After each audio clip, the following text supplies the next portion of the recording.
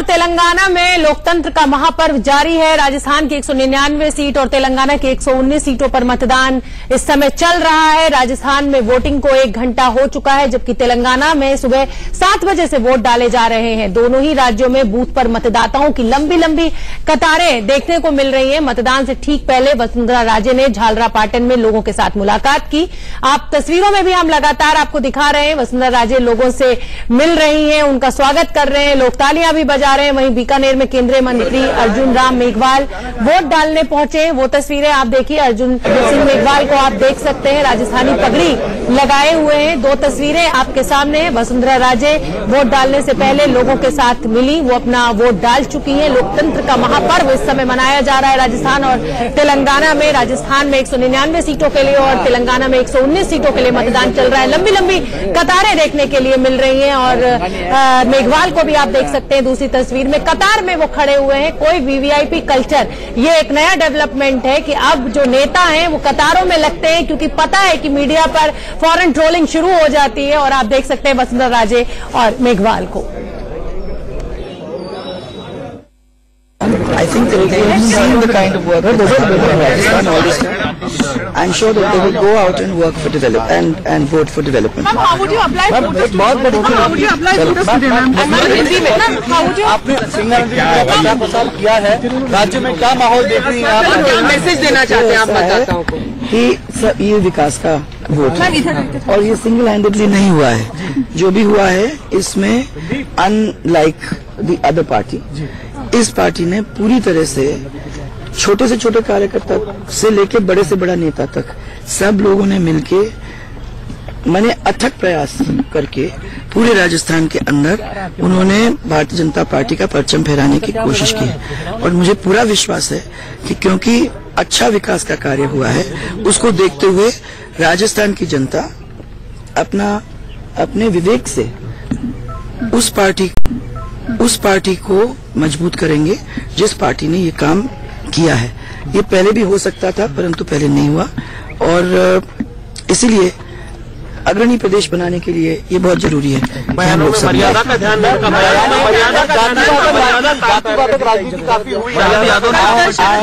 I am absolutely shocked because मैं नहीं समझती हूँ कि कोई भी नेता विथ इतना एक्सपीरियंस, ऐसा नहीं है कि कल का है, एक्सपीरियंस नेता और जिनको हमारे परिवार से काफी करीब के ताल्लुकात थे राजमाता साहब के साथ, ऐसे मैंने अपनी वाणी के ऊपर संयम नहीं रख पाए।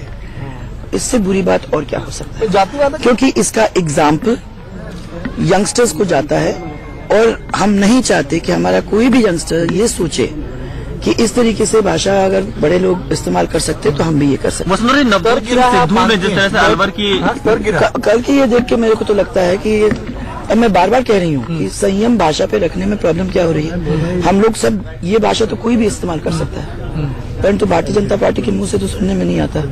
ये कांग्रेस और उनके एलाइज के मुंह से ये क्यों सुनने को आता है? I think not for my sake, but I think that to set an example and for the future, it's very important that Election Commission takes cognizance of things like this so that people understand that they cannot use this kind of language in future. And also, I don't see it being used. It's particularly against women. Ma'am, what do you think? Voters हैं, जो नौजवान लोग हैं, जो 18 साल के हुए हैं, उनको पहली बार मौका मिलेगा वोट डालने का। मैं खासकर से उनसे आग्रह करता हूं कि आके इस लोकतांत्रिक प्रणाली में भागीदार बने। एक नई सरकार का चुनाव करना है, मुझे लगता है कि बहुत शांतिपूर्ण तरीके से एक अच्छे माहौल में चुनाव संपन्न हो। और ये इस लोकतंत्र की खूबी है कि जनादेश के सामने सबको झुकना पड़ता है। मुझे पूरा विश्वास है कि हमारी पार्टी बहुत अच्छा बहुमत लेकर इस प्रदेश में सरकार बनाएगी। लेकिन सर ऐसी खबरें भी आ रही है, अपना काम निभाएगा।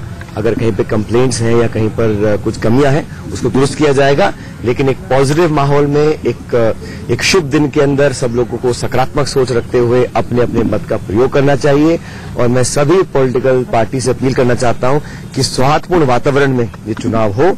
पब्लिक से ऊपर कोई नहीं है, दल व्यक्ति सब पीछे रह जाते हैं जब पब्लिक का वोटिंग का दिन आता है। तो आज इस लोकतंत्र के पर्व को आइए मिलकर मनाएं और अपना अपना वोट डालें। सचिन, क्या लगता है, इतना घूमे हैं आप राजस्थान में, कांग्रेस की क्या स्थिति लगती है आपको? वो तो 11 तारीख को सब पता पड़ जाएगा, लेकिन 5 साल से हम लोगों ने पब्लिक की आवाज बनकर काम करा है। इस पूरे 5 वर्ष के कार्यकाल में मुझे लगता है कि भाजपा की जो सरकार रही वो पूरी तरह विफल रही, और आंकड़े बताते हैं, लोगों के अनुभव बताते हैं, आज जो वातावरण बना है। तो सचिन पायलट को भी आपने सुना, वसुंधरा राजे सिंधिया को भी आपने सुना, अपना अपना कॉन्फिडेंस है, अपना अपना दावा है। 11 दिसंबर को सभी को इंतजार है, क्योंकि 2019 का सेमीफाइनल कहना इसको बिल्कुल गलत नहीं होगा। एक मेहमानों का पैनल भी मेरे साथ जुड़ा हुआ है, मैं आपका तारुफ करा देती हूं। जयशंकर गुप्ता जी सीनियर जर्नलिस्ट हैं, सतीश कुमार सिंह जी पॉलिटिकल एनालिस्ट हैं, नवीन Kumar ji spokes person BJP के हैं, पल्लवी शर्मा जी कांग्रेस की स्पोक्स पर्सन है, रजत राकेश टंडन मेरे सहयोगी टोंक से हमसे जुड़ेंगे। बहुत दिलचस्प मुकाबला टोंक में देखने को मिलेगा। राहुल गौतम जी झालरापाटन से हमसे जुड़ रहे हैं मेरे सहयोगी। रजत, आपका रुख करना चाहूंगी। सचिन पायलट को अभी हमने सुना, जो लड़ाई है वो बहुत दिलचस्प है, क्योंकि यूनुस खान को खड़ा करने के बाद ये लड़ाई अब वन साइडेड नहीं है। पीडब्ल्यूडी मिनिस्टर रहे हैं और बहुत उन्होंने वहां पर विकास किया है।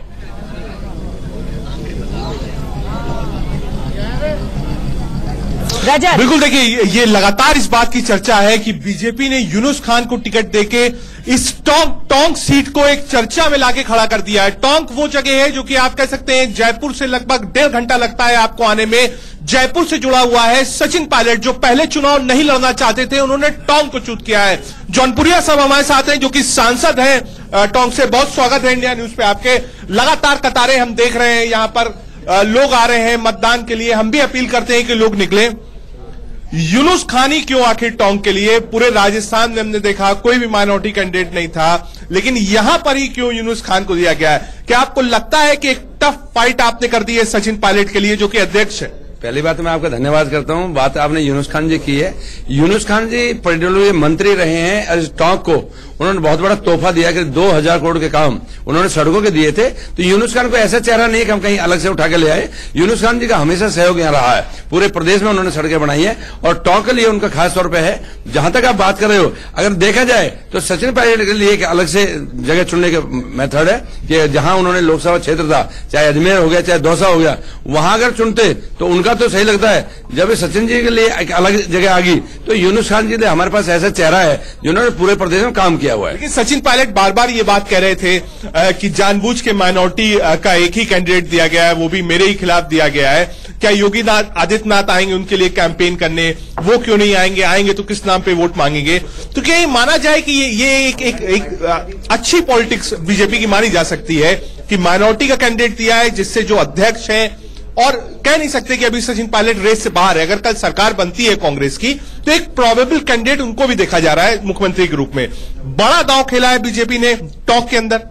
मैं समझता हूं बड़ा लाभ कुछ नहीं है। मैंने आपको फिर दोबारा दे रहा हूं, जो 5 साल हमने काम किए हैं, हम सब ने टोंक के अंदर में ऐसे काम किए हैं, उस काम को लेकर जनता के बीच में गए और काम को देखते ही वोट दे रहे हैं। यूनुस खान हमारे पास एक ऐसा चेहरा है जो पूरे प्रदेश में सबको जानते हैं। आज 10 साल लगातार वो मंत्री रहे हैं, हमारे लिए हमेशा उपयोगी रहे हैं। इस टोंक को अनेकों चीज उन्होंने दी है। तो मैं चाहता हूं कि कोई ऐसा नहीं है कि हॉट सीट आज ये है कि जिस। ठीक है रजत, आप हमारे साथ बने रहिए। हमारे सहयोगी अभिमन्यु ने राजवर्धन सिंह राठौर से बात की है, वो सुनिए उनका क्या कहना है। उनके भी अपने दावे हैं। और हमारे साथ है, परिवार के साथ वो वोट देकर आज यहाँ आए हैं। उनसे बात करेंगे, खुद वॉक करते हुए यहाँ पर वोट देने के लिए आए, कैसे लोगों को प्रेरित किया वोट के लिए। आज आप वॉक करते हुए वोट करने के लिए आए हैं, लोगों को प्रेरित करते हुए, परिवार के साथ वोट करना है। कैसा लगा आपको वोट करके, और क्या मानते हैं कि कितना जरूरी होता है मतदान? देखिए, हम परिवार के लिए काम करते हैं, खुद के लिए काम करते हैं, और कभी कभी अवसर मिलता है देश के लिए काम करने का। बहुत से लोग हैं जिनको देश के लिए अक्सर मौका मिलता है काम करने का। आज वो महत्वपूर्ण दिन है जहां हम सबको राजस्थान के अंदर ये अवसर मिला है कि प्रदेश के लिए और प्रदेश से देश के लिए हमें काम करने का, कि कौन से लोग हैं जो हमें लीड करेंगे, कौन से लोग हैं जो हमारी पॉलिसी बनाएंगे। क्या नाम वाले लोग हों, क्या काम वाले लोग हों, ये बहुत ही जरूरी समय है। तो मुझे यकीन है नौजवान तो सारे आएंगे ही आएंगे, अपने साथ प्रेरित करके सबको लेकर आएंगे। लेकिन आज अपनी अंतरात्मा से सोचकर किसने वाकई में काम करा, और आगे कौन हमारा प्रतिनिधित्व कर सकता है, कौन है ऐसा जिसको देख के मुझे लगता है कि हाँ, मुझे गर्व है कि ये मुझे प्रतिनिधित्व करता है। निश्चित रूप से काफी अच्छी बात उन्होंने कही है कि आज लोग निर्धारित करेंगे कि उनका प्रतिनिधित्व आखिर कौन करेगा। कैमरा पर्सन शक्ति सिंह के साथ अभिमन्यु सिंह, इंडिया न्यूज। वो या अमीर हो, हर व्यक्ति को अपने मताधिकार का प्रयोग करना है। गुजरात के गृह मंत्री गुलाब चंद कटारिया अभी वोट डालकर निकले हैं। कटारिया जी, बड़ा कांटे का मुकाबला बताया जा रहा है, क्या कहेंगे? नहीं, कोई कांटे का मुकाबला नहीं। आपको 11 तारीख को फिर आप ये माइक लेकर के मेरे सामने आ जाए, हाँ, उस दिन आपका और मेरा दोनों का फैसला हो जाएगा। चलिए, मान लीजिए जीत की एडवांस में आपको हम बधाई दे देते हैं। आपका धन्यवाद है। लेकिन फिर भी आपको ये मानना पड़ेगा कि इस बार मुकाबला कांटे का तो बाकी राज्यों में भी है। बाकी राज्य का तो मुझे पता नहीं, मुझे मेरी विधानसभा पता है जहाँ मैं रहता हूँ। बाकी जगह का जो कुछ किस आधार पर दावा कर रहे हैं सर इस चीज का? किस आधार पे? जो मैंने काम किया है और जो मैंने आसानी से उपलब्धता रही है, जिन लोगों के दर्शन करना भी घर पे घंटी बजा के जाना, मेरे घर पे कोई घंटी नहीं, अभी भी जाकर के आप देख सकते हो। मैं 40 साल की राजनीति करता हूँ, इतने पदों पर रहा हूँ, आज भी उसमें 25-50 के हाउसिंग बोर्ड के मकान में रहकर जिस ईमानदारी से और जिस निष्कलंक भाव से मैंने लोकतंत्र की सेवा की है, मुझे अगर जनता का समर्थन मिलता है तो मेरे इस जीवन को भी।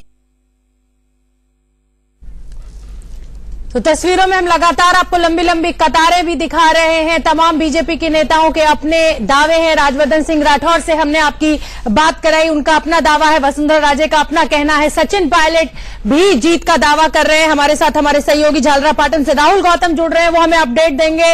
राहुल, अगर बात करें तो लड़ाई जरूर कांग्रेस ने कोशिश की है मानवेंद्र को कड़ा करने की, उस लड़ाई को टफ बनाने की, लेकिन वसुंधरा राजे की ये बड़ी अपनी सीट है, ये आसान मतलब लड़ाई कांग्रेस जरूर सोच रही है, लेकिन उतनी आसान नहीं। आप हमें रुख बताइए, वोटर्स का क्या है वहां पर?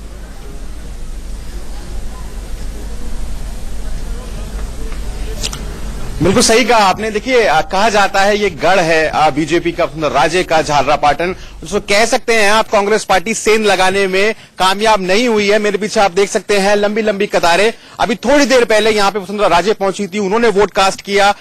ये हाउसिंग बोर्ड इलाका है झालरापाटन का, और साफ तौर पर जब उन्होंने मीडिया से बात की, बहुत ही उनकी जो बॉडी लैंग्वेज है बहुत कॉन्फिडेंट लग रही थी, बहुत ईजी लग रही थी। उन्होंने साफ तौर पर कहा कि बहुत विकास हुआ है राज्य के अंदर, और जो लोग हैं वो जरूर उन्हीं के पक्ष में वोट करेंगे। कुछ लोगों से बात करते हैं। मैं नाम बताइएगा। अनिल कुमार।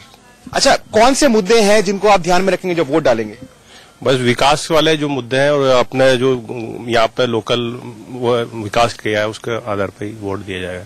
आप बताइएगा कौन सी परेशानी है इस इलाके में, और आपको लगता है कि जो आप कौन सा इशू है जो सबसे ज्यादा बड़ा डोमिनेट करेगा? एक तो यहाँ पे क्या है कि बड़े उद्योग नहीं है झालावाड़ के अंदर, अभी तक कोई सा भी उद्योग नहीं है इतना बड़ा, ताकि यहाँ पे उद्योग की आवश्यकता है भी विकास के लिए।